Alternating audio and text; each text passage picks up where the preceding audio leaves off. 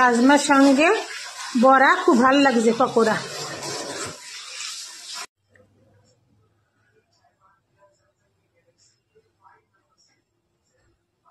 আজ তো মসুর ডালটা ভিজে রেখেছিলাম, ওটা আমি মিক্সারে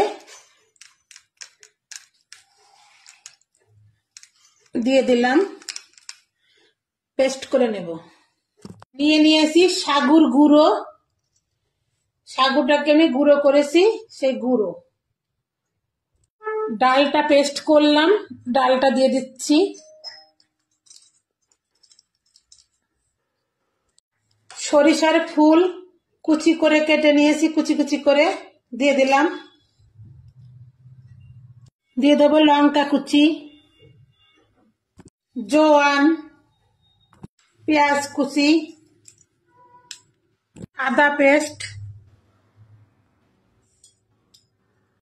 আমি মিক্সার ধোয়া জলটা দিয়েই আমি মাখিয়ে নেব।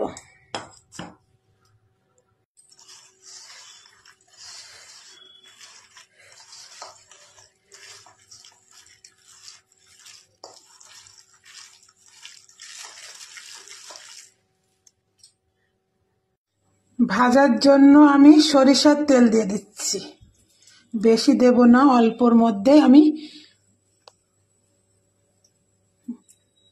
এই যে ছেড়ে দিলাম। এইভাবে আমি আবার নিচ্ছি, ছোট ছোট করে দিই, বেশি বড় করে দিচ্ছি, একটু ছোট সাইজ করে দিচ্ছি, তাও বড় হয়ে গেল।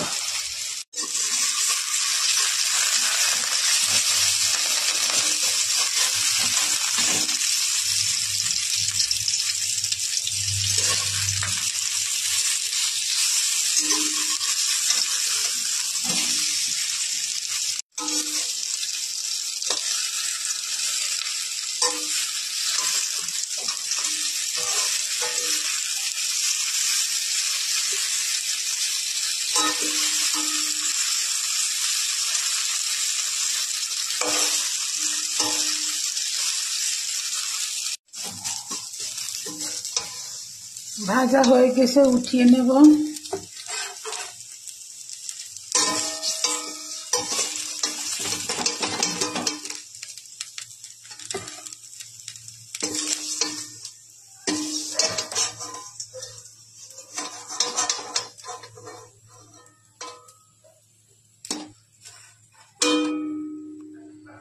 ওইভাবে আমি আবার দিয়ে দেব। একদম রেডি বড়াটা বা পকোড়া। বাড়িতে আপনারা এভাবে ট্রাই করবেন এবং আমার চ্যানেলটিকে সাবস্ক্রাইব করতে ভুলবেন না। আমার চ্যানেলের নাম হাই চন্দনা ইউটিউব চ্যানেল, অবশ্যই একটা লাইক করে দিয়েন। হ্যালো গাইস, আমি ভাতের সাথে এই যে রাজমা নিয়ে নিচ্ছি তুলে,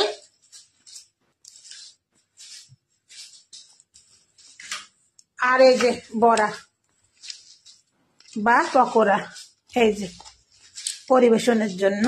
এই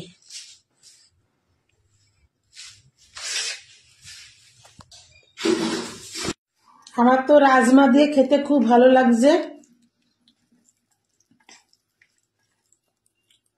বড়া দিয়ে বা পকোড়া, মসুর ডাল দিয়ে সরিষার ফুলের পকোড়া বা বড়া।